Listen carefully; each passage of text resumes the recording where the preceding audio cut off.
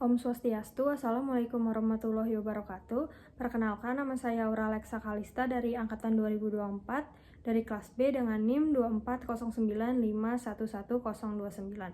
Pada kesempatan kali ini, saya akan membahas sebuah studi kasus dengan judul Kasus Penyakit Kolibasilosis dan Dampaknya Terhadap Produksi Ayam Petelur di Tunas Muda Farm, Kecamatan Palang, Kabupaten Tuban.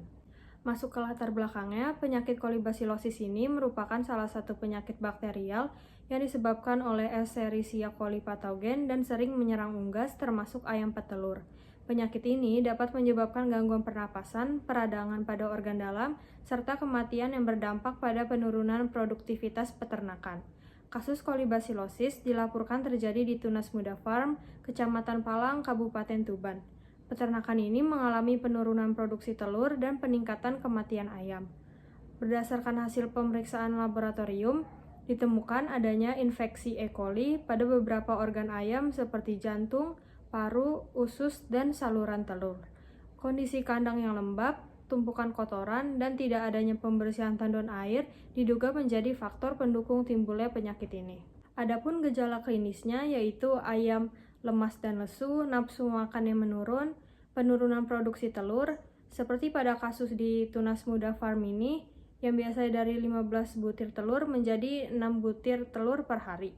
Lalu adanya gejala pernapasan, biasanya berupa sesak nafas dan kadang bersin, serta perubahan perilaku ayam, yang cenderung mengasingkan diri dan terlihat sakit. Untuk temuan patologi dan laboratorium, seperti yang dapat dilihat pada gambar, hasil bedah menunjukkan peradangan pada organ internal seperti jantung, paru-paru, dan saluran telur.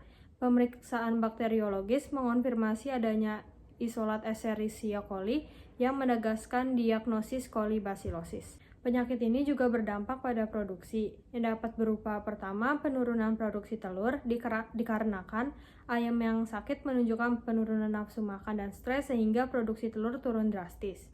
Pada kasus di Tunas Muda Farm ini menunjukkan produksi telur turun dari 15 butir menjadi 6 butir. Yang kedua, kualitas telur menurun dikarenakan infeksi kolibasilosis dapat menyebabkan telur cacat, tipis, atau retak karena gangguan pada saluran telur. Yang ketiga, angka kematian meningkat karena infeksi berat dapat menyebabkan kematian ayam sehingga mengurangi jumlah populasi produktif secara keseluruhan. Dan adapun yang keempat yaitu kerugian ekonomi.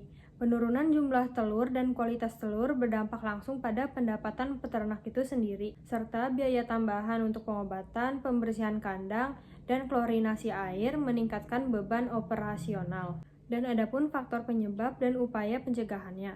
Untuk faktor penyebabnya itu dapat berupa kondisi kandang yang lembab dan tumpukan kotoran yang tidak pernah dibersihkan secara rutin, tandon air minum tidak pernah dibersihkan sehingga menjadi sumber kontaminasi, serta manajemen kebersihan dan biosecurity yang kurang diterapkan dengan baik. Untuk upaya pencegahannya dapat berupa pemberian antibiotik, membersihkan kandang, tempat minum dan area sekitar secara rutin, melakukan klorinasi air, serta menerapkan biosecurity ketat dan manajemen kandang yang baik untuk mencegah infeksi berulang. Pada kasus ini dapat disimpulkan bahwa kolibasilosis pada ayam petelur disebabkan oleh infeksi Escherichia coli yang dipicu oleh sanitasi kandang dan air minum yang buruk. Penyakit ini menimbulkan gejala klinis seperti lemas, nafsu makan menurun, dan gangguan pada organ internal, serta berdampak signifikan terhadap produksi telur, termasuk penurunan jumlah telur harian. Kolibasilosis terbukti menjadi penyakit yang merugikan di peternakan ayam petelur karena dapat meningkatkan kematian ayam sekaligus menurunkan produktivitas. Pengendalian efektif memerlukan kombinasi pengobatan antibiotik yang tepat, perbaikan kebersihan kandang, pembersihan dan klorinasi tandon air minum, serta penerapan biosecurity untuk mencegah infeksi berulang. Kasus ini menegaskan pentingnya deteksi dini dan pengelolaan kolibasilosis secara sistematis untuk menjaga kesehatan ayam dan stabilitas produksi telur. Adapun saran yang dapat saya berikan yaitu yang pertama, peternak perlu menjaga kebersihan kandang dari tandon air secara rutin, lalu lakukan pengobatan dan penggunaan antibiotik sesuai hasil pemeriksaan laboratorium. Lalu yang ketiga, air minum perlu dilakukan klorinasi dan uji kualitas secara berkala, serta yang keempat yaitu Dinas Peternakan setempat diharapkan memberikan pendampingan dan pelatihan terkait biosecurity dan manajemen kesehatan unggas. Sekian yang dapat saya berikan, mohon maaf jika ada salah kata, terima kasih.